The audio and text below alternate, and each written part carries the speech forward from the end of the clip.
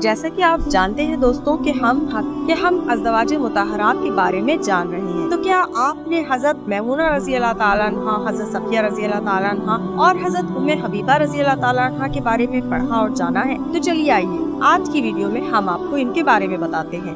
حضرت ام حبیبہ رضی اللہ تعالیٰ عنہ، رملہ نام اور ام حبیبہ کنیت، حضرت صلی اللہ علیہ وسلم کی وسعت سے 17 سال پہلے پیدا ہوں اور عبید اللہ بن حجش سے عقد ہو گیا۔ حضرت صلی اللہ علیہ وسلم مبعوث ہوئے تو دونوں مشرف اسلام ہوئے اور حبشہ کی طرف ہجرت ثانیہ۔ ایک روایت ہے کہ ان کی بیٹی جن کی کنیت کے ساتھ وہ مشہور ہے، حبشہ ہی میں پیدا ہوئی۔ حبشہ میں جا کر عبید اللہ بن حجش نے عیسائیت قبول کر لی، لیکن ام حبیبہ اسلام پر قائم رہی۔ اختلاف مذہب کی بنا پر عبید اللہ بن حجش نے ان سے علیحدگی اختیار کر لی اور اب وہ وقت آ گیا کہ ان کو اسلام اور ہجرت کی فضیلت کے ساتھ ام المومنین بننے کا شرف بھی حاصل ہوا۔ چنانچہ حضرت صلی اللہ علیہ وسلم نے عمرو بن امیہ زمری کو نجاشی کی خدمت میں بغرض نکاح بھیجا۔ جب وہ نجاشی کے پاس پہنچے تو نجاشی نے ام حبیبہ رضی اللہ تعالیٰ عنہ کو اپنی لونڈی ابرہہ کے ذریعے سے پیغام دیا کہ حضرت صلی اللہ علیہ وسلم نے مجھ کو تمہارے نکاح کے لیے لکھا ہے۔ انہوں نے خالد بن سعید اموی کو وکیل مقرر کیا اور اس مسئلے کے صلے میں ابرہہ کو چاندی کے 2 کنگن اور انگوٹھیاں دی۔ جب شام ہوئی تو نجاشی نے جعفر بن طالب اور وہاں کے مسلمانوں کو جمع کر کے خود نکاح پڑھایا اور حضرت صلی اللہ علیہ وسلم کی طرف سے 400 دینار مہر ادا کیا۔ تمام لوگوں کے سامنے خالد بن سعید کو یہ رقم دی گئی تو لوگوں نے بعد نکاح اٹھنا چاہا، لیکن نجاشی نے کہا کہ دعوت ولیمہ تمام پیغمبروں کی سنت ہے، ابھی بیٹھنا چاہیے۔ چنانچہ کھانا کھایا، لوگ دعوت کھا کے رخصت ہوئے۔ جب مہر کی رقم ام حبیبہ کو ملی تو انہوں نے 50 دینار ابرہہ کو دی، لیکن اس نے اس رقم کو اس کنگن کے ساتھ جو پہلے دیے تھے یہ کہہ کر واپس کر دیا کہ بادشاہ نے مجھ کو منع کر دیا ہے۔ دوسرے روز ان کی خدمت میں عود، زعفران، عنبر وغیرہ لے کر آئیں، جن کو وہ اپنے ساتھ رسول اللہ صلی اللہ علیہ وسلم کی خدمت میں لائیں۔ جب نکاح کے تمام رسومات ادا ہو گئے تو نجاشی نے ان کو حبیل بن حسنہ کے ساتھ حضرت صلی اللہ علیہ وسلم کی خدمت میں روانہ کیا۔ ام حبیبہ رضی اللہ تعالیٰ عنہ نے 44 ہجری میں وفات پائی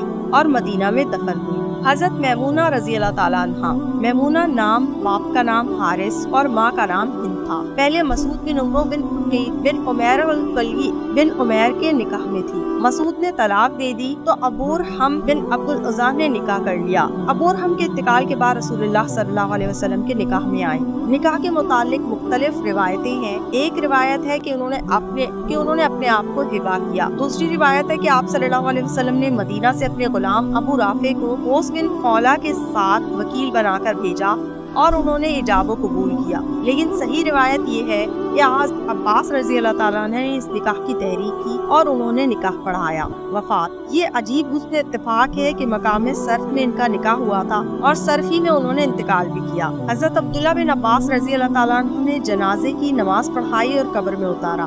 صحاح میں ہے کہ جب ان کا جنازہ اٹھایا گیا تو حضرت عبداللہ بن عباس رضی اللہ تعالیٰ عنہ نے کہا، یہ رسول اللہ صلی اللہ علیہ وسلم کی بیوی ہے، جنازے کو زیادہ حرکت نہ دو، باادب آہستہ چلو۔ سال وفات کے متعلق اگرچہ اختلاف ہے لیکن صحیح یہ ہے کہ انہوں نے 51 ہجری میں وفات پائی۔ حضرت صفیہ رضی اللہ تعالیٰ عنہ، صفیہ اصل نام نہ تھا۔ زرقانی نے لکھا ہے کہ عرب میں مال غنیمت کا جو بہترین حصہ امام یا بادشاہ کے لیے مخصوص ہو جاتا تھا اس کو صفیہ کہتے تھے۔ چونکہ وہ جنگ خیبر میں اسی طریقے کے موافق حضرت صلی اللہ علیہ وسلم کے نکاح میں آئی تھی، اسی لیے صفیہ کے نام سے مشہور ہو گئی، ورنہ اصلی نام زینب تھا۔ باپ کا نام حیہ بن اخطب اور ماں کا نام زرو تھا۔ حضرت صفیہ کو باپ اور ماں دونوں کی جانب سے سعادت حاصل تھی۔ باپ قبیلہ بن نفسیر کا سردار اور ماں بنو قریظہ کے رئیس کی بیٹی تھی۔ حضرت صفیہ رضی اللہ تعالیٰ عنہ کی شادی پہلے سلام بن مشکت سے ہوئی تھی۔ ابن مشکت نے طلاق دی تو کنانہ بن ابل حقیق کے نکاح میں آئی۔ کنانہ جنگ خیبر میں مقتول ہوا۔ حضرت صفیہ کے باپ اور بھائی بھی کام آئے اور خود بھی گرفتار ہوئے۔ جب خیبر کے تمام قیدی جمع کیے گئے تو دہیہ کلبی نے حضرت صلی اللہ علیہ وسلم سے ایک لونڈی کی درخواست کی۔ حضرت صلی اللہ علیہ وسلم نے انتخاب کرنے کی اجازت دی۔ انہوں نے حضرت صفیہ کو منتخب کیا، لیکن ایک صحابی نے آپ صلی اللہ علیہ وسلم کی خدمت میں آ کر عرض کی کہ آپ صلی اللہ علیہ وسلم نے رئیسہ بن بنو نصیر و قریظہ کو دہیہ دے دیا، وہ تو صرف آپ کے قابل ہے۔ آپ صلی اللہ علیہ وسلم نے حکم دیا کہ دہیہ اس عورت کے ساتھ حاضر ہو۔ وہ صفیہ کو لے کر آئے۔ آپ صلی اللہ علیہ وسلم نے ان کو دوسری لونڈی عنایت فرمائی اور صفیہ کو آزاد کر کے نکاح کر لیا۔ खैबर से रवाना हुए तो मकाम सहबा पे रस्म अरूसी अदा की और जो कुछ सामान लोगों के पास था उसको जमा करके दावत वलीमा फरमाई। वहाँ से रवाना हुए तो आप सल्लल्लाहु अलैहि वसल्लम ने इनको खुद अपने ऊँट को सवार कर लिया और अपने अब्बा से इन पर पर्दा किया। ये गोया इस बात का ऐलान था कि वो अज़वाजे मुतहरात में दाखिल हो गई। हज़रत सफ़िया रज़ी अल्लाह ताला अन्हा के साथ हज़रत सल्लल्लाहु अलैहि वसल्लम को निहायत मोहब्बत थी और हर मौके पर उनकी दिलजोई फरमाते थे। एक बार आप सल्लल्लाहु अलैहि वसल्लम सफर में थे, अज़वाजे मुतहरात भी साथ थी। हज़रत सफ़िया रज़ी अल्लाह ताला अन्हा का ऊँट सोए इत्तेफाक बीमार हो गया। हज़रत ज़ैनब रज़ी अल्लाह ताला अन्हा के पास जरूरत से ज्यादा ऊँट थे। आप सल्लल्लाहु अलैहि वसल्लम ने इनसे कहा कि एक ऊँट सफ़िया को दे दो।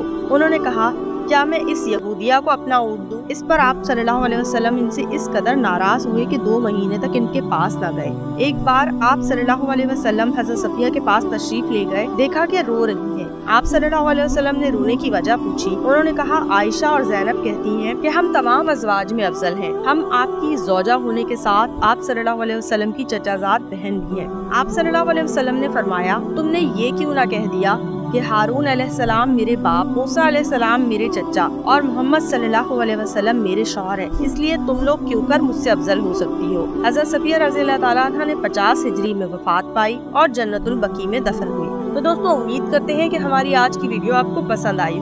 अगर आपको हमारी वीडियो पसंद आई तो हमारे चैनल मालूमात को लाइक कीजिए और शेयर और बेल आइकन को दबाना बिल्कुल मत भूलिए ताकि आपको इस तरह की दिलचस्प वीडियोस की नोटिफिकेशन अपनी स्क्रीन पर मिल सके। अल्लाह हाफिज।